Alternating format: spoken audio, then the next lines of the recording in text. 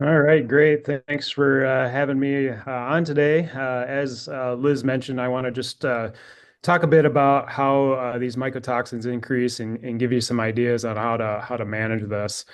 So there really are sort of direct and indirect reasons for these mycotoxins to accumulate in silage corn. The direct cause is a fungus, Fusarium, which causes gibberella ear and stalk rot. And that fungus produces specifically deoxynivalenol along with several other toxins. That is primarily the issue that we deal with mostly in the upper Midwest and especially in Wisconsin. Indirectly, we can have mycotoxin increase due to the accumulation of tar spot, northern cornleaf blight, and gray leaf spot. And that's mainly due to the fact that these foliar diseases cause poor quality in silage corn and specifically suck a lot of the moisture out of the plants. So when the plants are subjected to these foliar diseases, the plant will continue to try to fill the ear and it'll actually scavenge the stalks for nutrients. And in that whole process, moisture can drop very quickly. And when we harvest too dry moisture silage, we can have a lot of secondary problems that happen in the bunker. And we'll talk about some of those here in a bit. So while those foliar diseases don't produce mycotoxins directly, they do indirectly impact the accumulation.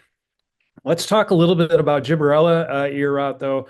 We'll show you a bit here with the disease triangle. Obviously, we have a lot of corn and specifically silage corn grown in Wisconsin. So we have the host component of the triangle.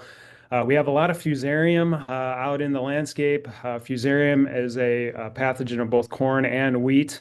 In terms of our row crops, it's also a pathogen of many other plants out there. And so we have a lot of fusarium around. So if we think about that triangle, we have the virulent pathogen as well as a susceptible host in our landscape. So really the driving force or the thing that really dictates whether we're going to have disease and subsequent mycotoxin accumulation year in and year out really is the weather. And for this particular pathogen, temperatures that range between 65 and 85 and prolonged moisture and humidity, especially around that silk time, that seems to really lead to high probabilities of seeing both ear rot, even some stalk rot, and subsequent mycotoxin accumulation. So when it's raining prior to that silking time, raining through the silking time, and even after silking, that type of environment can really push both ear rots, stalk rots, and mycotoxin accumulation. In terms of where these fungi are hanging out, I'm showing you both types of cycle here. You got the ear rot cycle on the left-hand side, the stalk rot cycle on the right-hand side. Regardless of the situation here, it is residue borne typically in a cornfield. We do have some spore flights that can happen and some long distance transport of spores. So I don't get too concerned about residue, but rotation is important here. We would like to see a little longer rotation sometimes, especially in fields where you really struggle with these problems. But with that said, it can overwinter on the residue. We get these spores that are ejected either up into the canopy to the silks in the case of the ear rot cycle, or up into the leaf axials or a node, or even infections through the roots or crowns of the plants when it comes to the stalk rot phase. This is important to understand because you can have two different types of infection in any given season, or you might have one or the other depending on how the season rolls. Stalk rot can tend to be a little more of an issue when we have years that we plant corn and then it gets very wet shortly after planting. We often see a lot of issues there, but that also can play a role even later in the season around the silking time. So it just sort of depends again on how that triangle sort of lines up in the season and whether we have the weather there that drives these cycles. But it is important to understand that you can have infections on all these different parts and subsequent accumulation. And so that brings us to some work that we've done looking at dawn accumulation and different parts of the silage plant. We did a series of studies. We call these our partition sample studies, where we took hand harvested plants. We had paired samples of these plants, and these plants were treated in the field at silking time with a couple of fungicide products or not treated. And when we hand harvested these plants, we separated the ear portion of the plant from the stalk portion of the plant, and then we ground those separately. And then we tested for the presence of the fungus, as well as quantified the level of DON, deoxynivalenol, or what you might know as vomitoxin. This is a correlation matrix, and just stick with me here just a little bit. What we were trying to understand is the presence of the fungus indicative of also seeing DON in a particular part. And so with a correlation matrix, 0 means no correlation at all. 1 would be a perfect correlation. And when we look at ear levels of fungus, and then ear DON concentrations, and then also stalk levels of fungus, and then stalk DON concentrations, we actually see a really high correlation in those events. So what that means is where we get those infections in the ears, we often will pick up DON accumulation, and then where we get infections in the stalk, we can actually pick up DON in the stalk portions. Now, DON is very water soluble. And so we also were interested in trying to understand, can you actually have leaching from certain parts to other parts of the plant? And this correlation analysis can help us with that. And what we found is actually no correlation in those sort of alternative part type or cross part type quantifications. In other words, ear levels of fungus or DON do not dictate whether you'll find stalk DON or fungus in those stalks, and then vice versa. So what that tells us sort of at the field level is that those infections indeed do happen independently. And we actually have to manage each phase of the disease independently in the field, which adds an additional layer here in terms of the management side of things. We also have been doing some work looking at different silage classes, BMRs or brown midrib hybrids compared to non-BMRs or multi-purpose hybrids. And generally speaking, what this regression shows you is that the BMR tends to be a little more susceptible than a non-BMR or multi-purpose type hybrid. So if you're in a field that you continue to struggle with DON or other mycotoxins, just shifting class, especially if you're in a BMR hybrid, just maybe shifting that class a bit can help manage this somewhat. Now, that isn't to say that the non-BMRs are completely resistant. They're only partially resistant, but you can see with that blue line there, a much lower level of accumulation of DON relative to the amount of fungus we actually pick up in those plants. Now, I want to get back a little bit to the foliar side of things and just talk a little bit about how the foliar diseases again impact the plants. They again can make the plant or force the plant to scavenge carbohydrates, but more importantly, they can really mess with trying to make good silage in packing the bunker. With too dry a silage, we just can't get all the oxygen out of the system, and we can't get the system to go anaerobic fast enough. And being that we're dealing with fungi that are aerobic, if there's still oxygen in that system for a long period of time, the fungi that do produce mycotoxins can still pump out mycotoxins even in the bunker. So this is a case where you can actually have mycotoxins continuing to accumulate even after you put that feed up in the bunker. We also know that the foliar diseases can really also impact quality. So we've looked at tar spot, for example, in terms of ear leaf pressure. And we know that when we get to these higher 10, 20, and 30% levels of tar spot coverage on the ear leaves, we're starting to lose 15 to 38% in terms of dry matter yield. So in addition to just the issues that we run into with trying to pack the bunker, we're also seeing some quality losses here. So it really is important to also, in addition to trying to manage the stalk rot problems, ear rot problems, and just to think more holistically about the general foliar disease control that you're getting on these plants.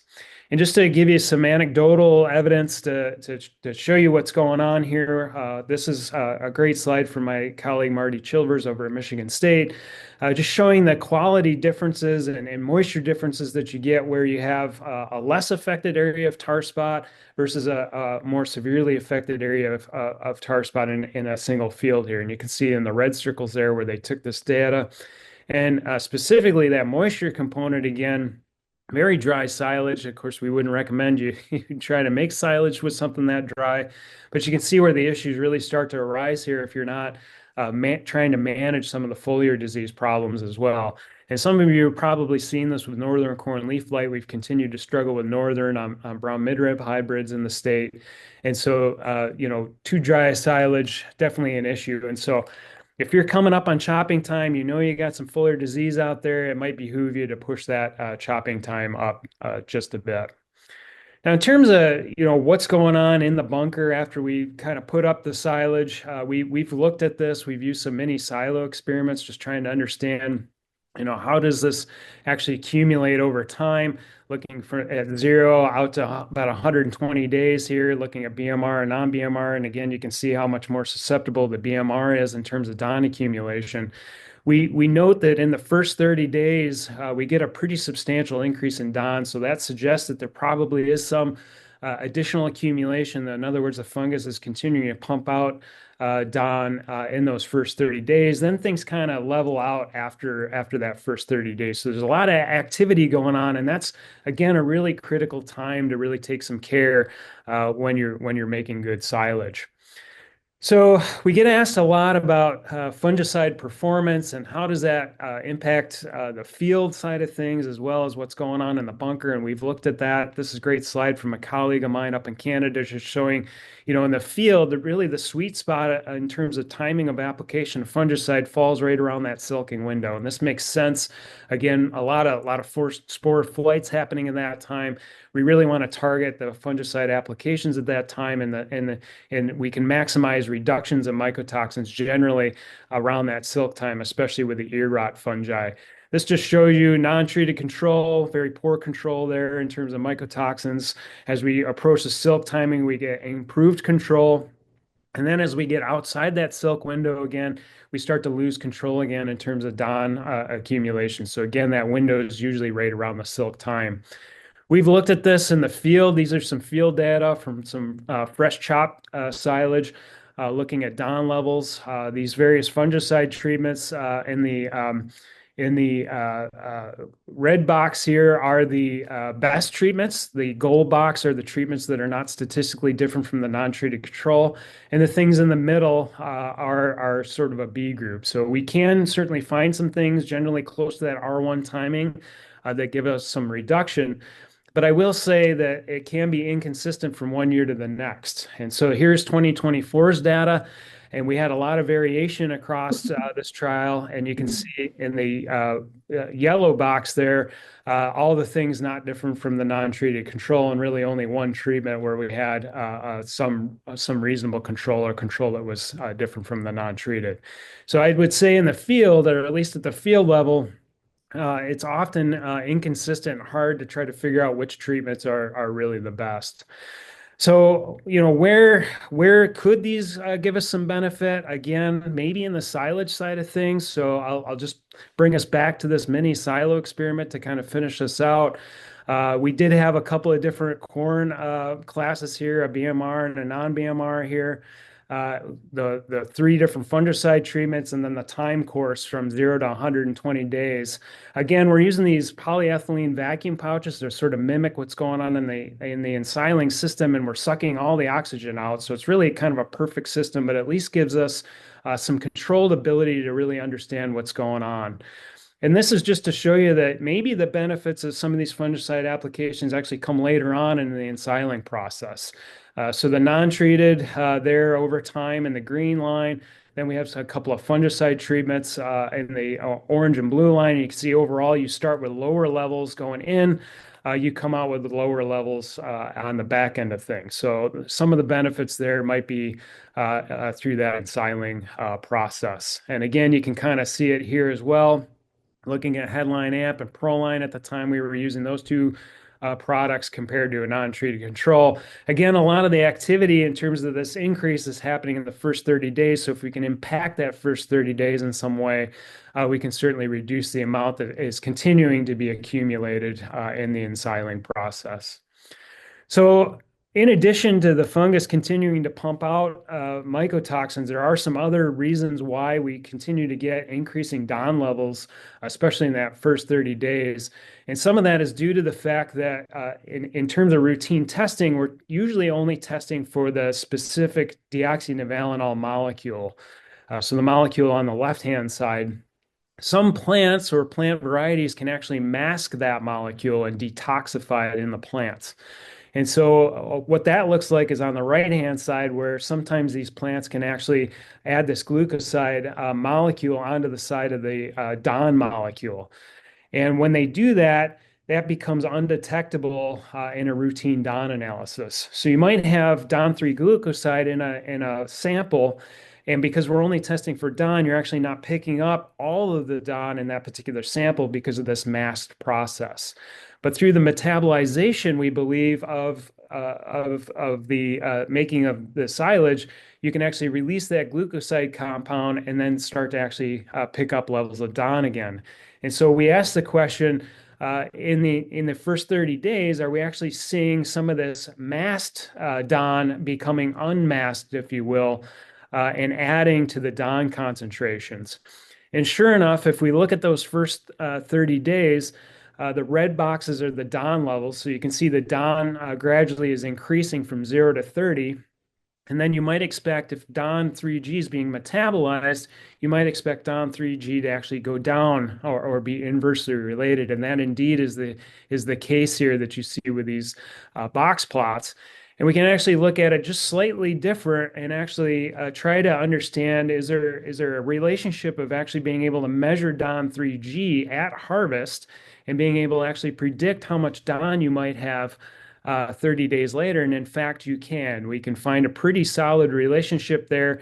It doesn't explain all the variation in the data that we see there. So what that suggests is that there are some other reasons, i.e., the fungus is just continuing to pump out regular DON. But certainly DON3G being metabolized, it does seem to be a contributor to those early days of increase in terms of DON, or at least measurable DON in the silo. Now, I went pretty quickly through all this, and I'll give you some helpful points here in a minute. But if you're having trouble just sort of digesting all this information, we did just put together a really nice resource. That QR code will actually take you to that resource, and that resource actually came out today, I think, in the crops newsletter that came out today. So feel free to read and get a little more in-depth information there. And I'll leave you with these points here, which kind of summarize everything, going from the field all the way to the bunker in terms of mycotoxin accumulation. Just understand the weather really drives the system. Residue management certainly is a way to come at this, but understand that we have a lot of fusarium flying through the landscape in Wisconsin. So if you're a no-tiller, I wouldn't abandon no-till just to address this issue. What you might look at is maybe shifting corn hybrid class. If you're growing a lot of BMRs, you're struggling with that problem, maybe just shift things up a little bit and look at a multi-purpose. Fungicides certainly are part of this solution. They're not gonna be they're not going to carry all the load. You're going to need to layer this approach, but they certainly are part. And the benefits of those might be coming later on in the ensiling process. And as you approach making silage or chopping, be sure that you're really watching what's going on in the field. Monitor moisture, look at how much foliar disease you have there. If it's really starting to run away from you, push that chopping time up and really concentrate on trying to make the best silage that you can and putting that up in the bunker. So with that, I think I can take some questions in the chat while my other colleagues are talking along, or you can reach out to me via email or get in touch with me through my website at badgercropdoc.com. And with that, I will turn the screen back over to Liz for the next speaker.